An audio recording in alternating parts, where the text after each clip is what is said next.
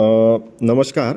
आपण आज आपले सरकारवरती व्हेरिफिकेशन अँड स्टॅम्पिंग कशा प्रकारे अप्लाय करायचं त्या बाबतीतनी समजून घेऊयात.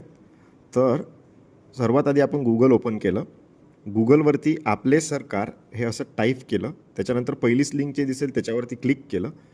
बघा, ऑलरेडी युजर आता हे जे होम पेज ओपन होईल आपले सरकार पोर्टलचं, या ठिकाणी आपले सरकार पोर्टलवरती बऱ्याचशा सर्विस आहेत. तर आपण न्यू युजर रेजिस्टर्ड हिअर करू. आपण तुमचं जर ऑलरेडी अकाउंट नसेल तर त्याच्यावर जसंही आपण न्यू युजर रेजिस्टर्ड हिअरवरती क्लिक करतो ना, तर तिथे ऑप्शन 1 आणि ऑप्शन 2 दिसते. तर आपण सोपी ऑप्शन 1 निवडू. ऑप्शन 1 निवडल्यानंतर तुमचा डिस्ट्रिक्ट निवडायचा. त्याच्यानंतर तुमचा मोबाईल नंबर टाकायचा. मोबाईल नंबर टाकतोय आपण. मोबाईल नंबर टाकल्यानंतर सेंड OTP.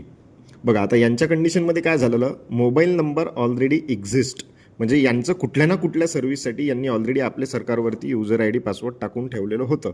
पण तरी पण आता आपण यांच्या या मोबाईल नंबरनं समोर जाऊ शकत नाही. तरी युजर रेजिस्ट्रेशन कसं करायचं तरी या शॉर्ट माध्यमातून आपण थोडं समजून घेऊया. बघा, मी पहिले यांचं एक युजर नेम टाकून बघतो.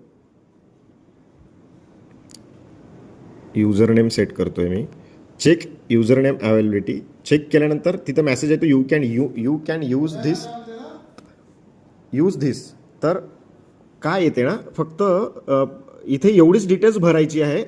नाव टाकायचं आहे, डेट ऑफ बर्थ टाकायची आहे, पासवर्ड युजर ID सेट करून रेजिस्टर्ड हिअर करायचं आहे. फक्त तुम्हाला रेजिस्टर करायचं आहे. रेजिस्टर झालं म्हणजे तुमचा युजर ID पासवर्ड क्रिएट झाला.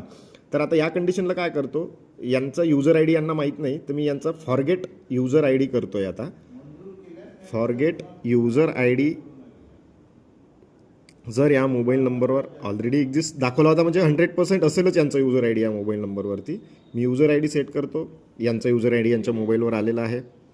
त्याच्यानंतर आता युजर ID सेट झालं पण आता पासवर्ड माहीत नाही त्यांना.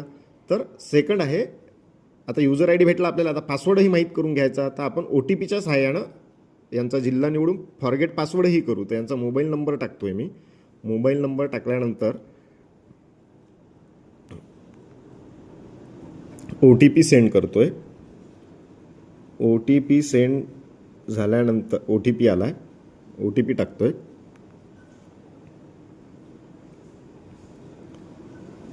आणि जो आपल्याला पासवर्ड लागतो तो पासवर्ड आम्ही सेट करून घेतोय.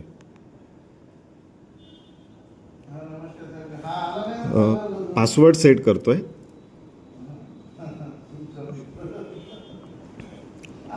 पासवर्ड ठीक आहे, एकदा कन्फर्म करून घेतलं पासवर्ड. ठीक आहे आणि ओके. ठीक आहे, पासवर्ड अपडेट सक्सेसफुली झालेला आहे आपला.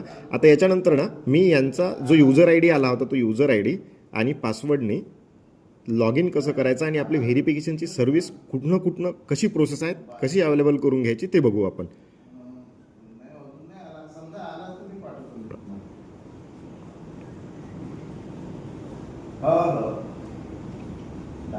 ठीक आहे, कॅप्चा टाकतोय आणि डिस्ट्रिक्ट नागपूर. बघा, आता मी लॉग इन करतोय. लॉग इन केल्यानंतर ना इथे बघा लेफ्ट हँड साईडला मिनिस्ट्रीजचे नावं दिसतात. तर आपलं आता लिगल मेट्रोलॉजी ते food and civil supplies and consumer protection department. ठीक आहे, याच्यामध्ये सब डिपार्टमेंट निवडतोय मी लिगल मेट्रोलॉजी. लिगल मेट्रोलॉजी जसंही सर्व्हिस केली ना, ज्या ज्या सर्व्हिसेस लिगल मेट्रोलॉजीमध्ये आहेत त्या 3 कॉलममध्ये तुम्हाला दिसेल.